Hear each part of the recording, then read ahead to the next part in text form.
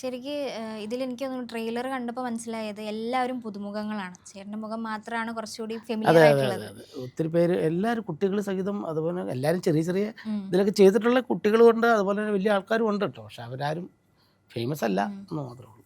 അപ്പോൾ ഈ പുതിയ ആൾക്കാരുടെ കൂടെ അഭിനയിക്കുമ്പോഴുള്ളൊരു ഒരു വ്യത്യാസം നല്ലൊരു അനുഭവം എങ്ങനെയായിരുന്നു? അനുഭവങ്ങളെന്ന് പറഞ്ഞു കഴിഞ്ഞാൽ കുഴപ്പമില്ല. പക്ഷേ ഈ കുട്ടികളൊക്കെ നല്ല പക്കയാണ്.